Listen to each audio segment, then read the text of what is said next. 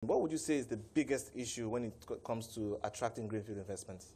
Well, generally, it's Greenfield. So Greenfield generally says it doesn't exist. You're trying to invest in something that's not there. So what you find is most of the regular sources of capital expect to invest in a business that already exists and is already certain. In general, West Africa doesn't have a lot of Africa in general doesn't have a great venture and angel network, but that is being built up slowly by a number of very committed people. What would you say, or how would you rate the importance of political will in channeling some of these investments into the continent? I don't think it's a case of political will.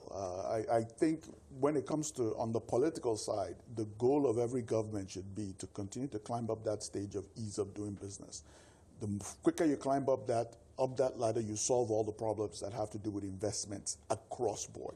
Nobody comes to say, "Oh, I'm investing here because they're happy with." No, they come to say, "Can I invest here? If I have an issue, can I go to the court? Will my rights be enforced?" They ask the same problem. They ask the same questions regardless of what kind of investments they're doing. So on the politics side, on the government side, the goal is move your country as high up on that list of ease of doing business, and you'll attract the different kind of investors to the different areas of investment. Okay, so but when you look at the role of DFIs, basically, in bringing some of these investments, would you say they're doing enough to de-risk some of these projects? The DFIs are doing what they can do, but when it comes to greenfield investments, which are brand new investments, if you think about it this way, the first person that should patronize you is the people that know you the best. So it's very difficult to ask DFIs who do not live in a country, so to speak, to be the first one in. So what we need to see is we need to see more activity between the wealthy people of the country, the investor class of the country. They should be the ones that should actually be putting in $1 into greenfield projects.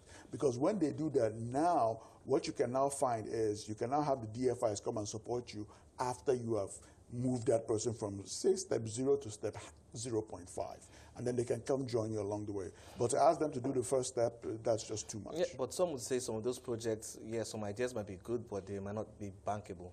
So sometimes they need that hand-holding to get those projects to the stage where they seem bankable to the investors. And who do you think is best to do the hand-holding? The guy who sits in an office in London, Frankfurt, Berlin, or what? Or the guy who sits in an office in Lagos or Abuja, if the business is in Nigeria? Still come back to the same thing. That first step has to be done by locals. So if we want greenfield investment, the greenfield investors have to be local. So what other de-risking alternatives can we explore then? I'll say this. The number one thing the government needs to do is we need to figure out ways to make it easier for people to start businesses. Easier for them, and again, it goes back to ease of doing business. Make it easier for them to start businesses. Make it easier for them to get whatever they're doing going. The other place that we can push a little bit is to push the investor class to start investing in more venture funds, so funds that go out and look for these greenfield investors and are willing to put money in. So you can do some things around that space. Once you do those things around that space, like I said before, every other person will come. Because at the end of the day, that venture class is the highest risk, but that's where you get the really big returns. Okay, but when you look at what some investors have cited out, especially investing in Africa as a whole, generally, they look at the fact that, the political stability, countries, the election cycles, you never really can predict what's going to happen after an election in most countries on the continent. So they need that long-term political stability. What would you say to an investor who says that? What do you want me to say to him? He just stated a fact.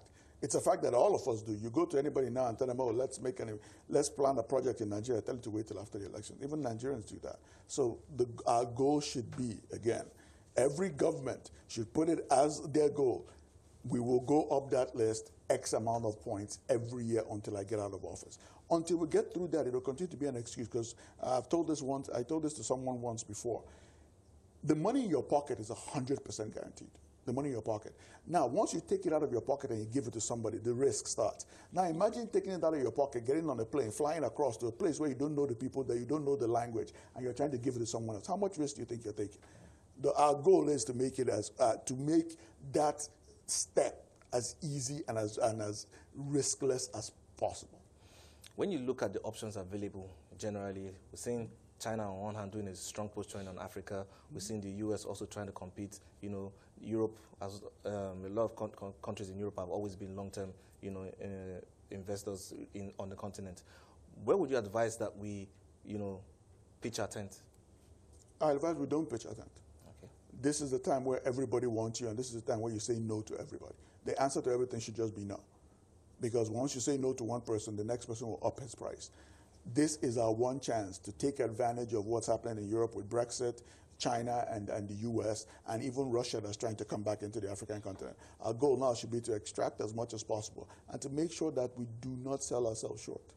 Okay, but in putting some of these projects on ground on the continent, do you think we should be making a case for strong knowledge transfer so that they don't just come build projects and then leave and then have foreigners man some of these projects without passing that knowledge? Absolutely. It should be a case of where in every project in every facility that someone is coming to build, not only are we going to allow you to come and build a facility, but there should be a clear transition plan in place, which means even if the government has to subsidize it by giving them specific tax breaks, you need to have people understudying the key roles there. So in 4 or 5 years, you shouldn't have a place that's run by 80% expatriates. In 4 or 5 years, you shouldn't have more than 2 or 3 representative expatriates just to protect the capital of the investors. Okay, lastly, when you look at, in trying to build a globally competitive economy, capital basically likes to go to where it is best utilized. And when you look at how the countries here are structured, what would you advise governments, in trying to build that kind of economy where it's more like just coming to take advantage of the comparative, taking use of the comparative advantage of the country? Well, here's the thing. We go back to that ease of doing business. The easier it is to do business, the more the real business people will come. In any dark economy, in an economy where we're not sure what happens, the people that come into that economy are the people that are coming to rip the place off. Because they're looking at it like, we don't know what's going on here. And if I'm going to take that high risk, I expect to get a disproportionate return, and which means I'm comfortable in doing things that will be generally considered unethical. So the first thing we need to do is we need to make our rules clear. We need to handle things in a very clear manner. That way you bring in investors who have come to do business.